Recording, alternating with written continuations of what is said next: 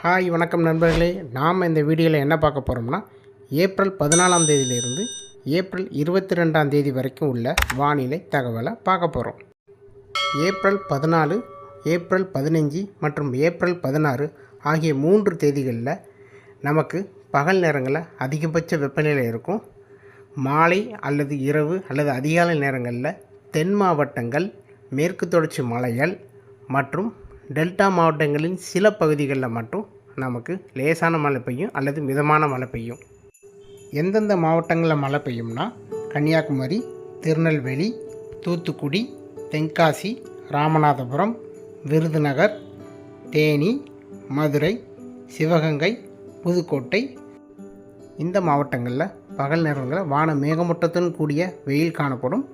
ஆங்காங்கே உயரக்கூடிய வெப்பநிலையை பொறுத்து மாலை அல்லது இரவு அல்லது அதிகாலை நேரங்களில் லேசான மழை அல்லது மிதமான மழை பெய்யும்.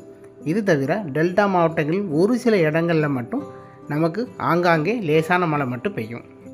இதேபோல் மேற்கு தொடர்ச்சி மலைகள் மற்றும் மேற்கு தொடர்ச்சி மலையை ஒட்டியுள்ள கன்னியாகுமரி முதல் நீலகிரி மாவட்டங்கள் வரைக்கும் நாம் மழையை எதிர்பார்க்கலாம்.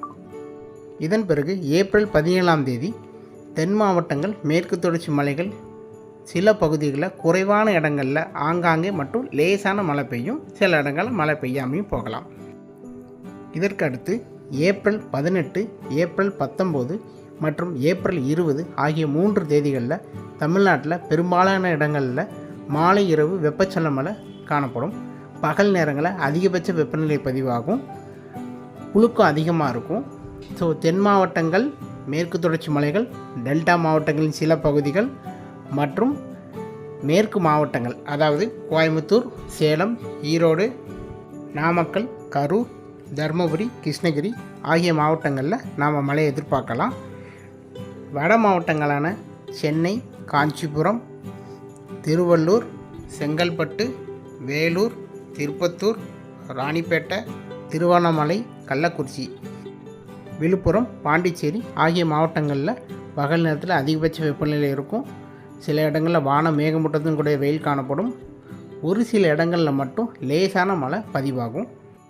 பெரும்பாலும் ஏப்ரல் 18, ஏப்ரல் 19 மற்றும் ஏப்ரல் 20 ஆகிய 3 தேதிகளில் தென் மாவட்டங்கள், மேற்கு தொடர்ச்சி மலைகள், மேற்கு மாவட்டங்கள், டெல்டா மாவட்டங்களின் சில பகுதிகளில் மட்டும்தான் நாம் மாலை இரவு அல்லது அதிகாலை வெப்பச்சலன மழையை எதிர்பார்க்கலாம். வெப்பச்சலன மழையை பொறுத்த வரைக்கும் ஆங்காங்கே உயரக்கூடிய வெப்பநிலையை பொறுத்து மாலை அல்லது இரவு அல்லது அதிகாலை நேரங்களில் மழை பதிவாகும்.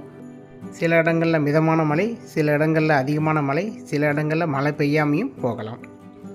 இதன் பிறகு ஏப்ரல் 28, ஏப்ரல் 29, ஏப்ரல் 30 மற்றும் மே மாதங்களில் படிப்படியாக தமிழ்நாட்டில் வெப்பச்சலன மழை பெய்ய ஆரம்பிச்சிடும். அது எந்தெந்த மாவட்டங்கள்லாம் பெய்யுங்கிறத வரும் நாட்களில் பதிவு செய்கிறேன்.